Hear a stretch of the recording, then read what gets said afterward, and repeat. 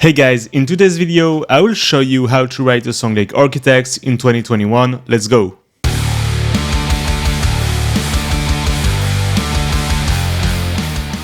So I listened for this album on repeat, and since I almost cover every song on it, I noticed that they were using a few different techniques.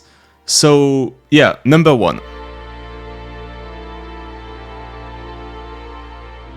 The first one, and maybe the most important, is to keep things simple and easy to understand. Like, it might sound easy for a musician ear, but it has to sound easy for the average. Well, of course, when I say easy, it's not about technicality, it's more about how easy it is to understand.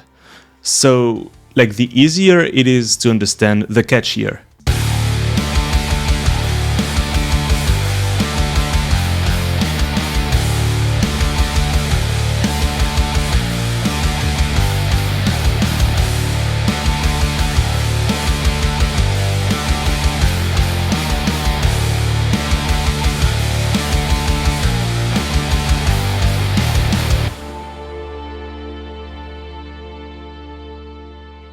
Number two. So as a number two, I would say, don't be afraid to repeat your riffs. It can be like repeating the beginning riff, the intro riff as an ending. It can be like repeating 3 choruses, for example. What will make the difference will be on the vocals, on the intention on the vocals, and also on the orchestras.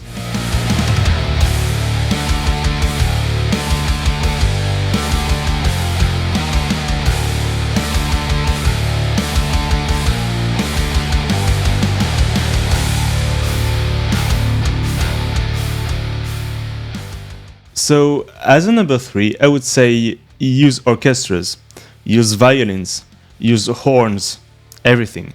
I won't speak too much about vocals in this, because I want to focus more on the instrumentals. The use of orchestras in Architects is actually a way to build up the songs, to bring emotions, bringing tension, feelings, making like a chorus sound huge or a breakdown sound dark. So like, it's all in the details.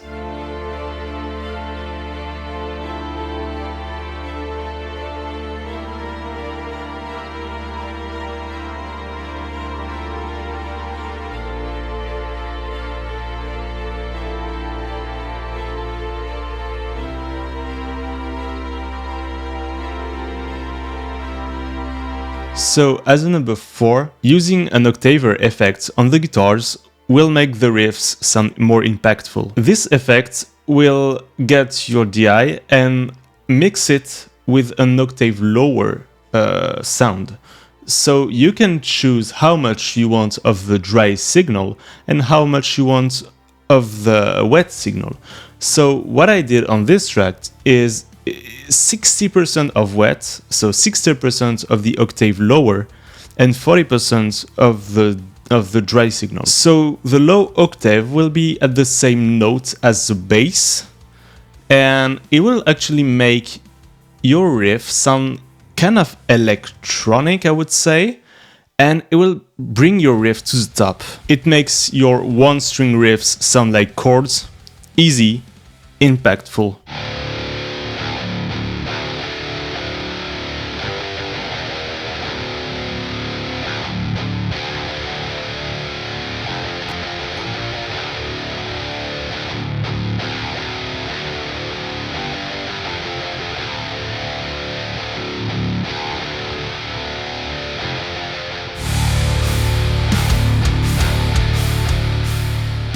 So as a number 5, I would say drums have to stay easy and impactful, just as the bass and the guitars, which doesn't mean you have to forget about ghost notes. Dan is also playing a lot on the toms, for example on the verses or on the emotional parts.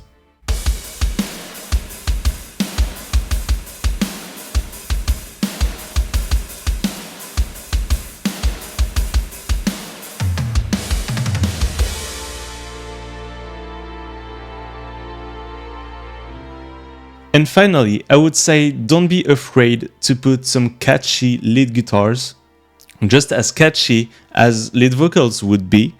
Don't be afraid to experiment with the tone, with putting, like I did in the covers, putting some synthesizers effects on the lead guitars and give them a special distorted tone.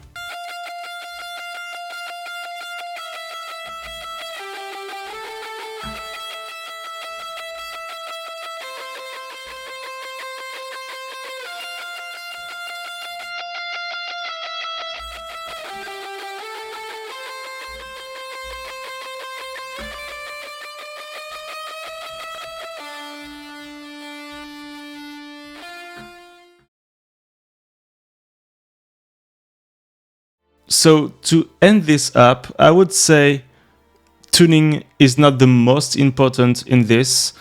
What you will hear in a few seconds is actually in drop D, and it still sounds like Architects.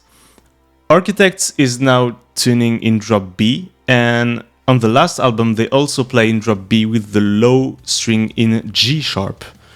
On Holy Hell and the albums before, they downtuned the first string in F sharp, which was actually F sharp, and then the octave higher F sharp. So octaves, just as when you're on the G sharp tuning, playing a power chord on two strings is actually an octave as well. So you can understand why they now use the Octaver effect a lot. The song you are about to hear now has been made on Twitch on a live of 5 hours straight.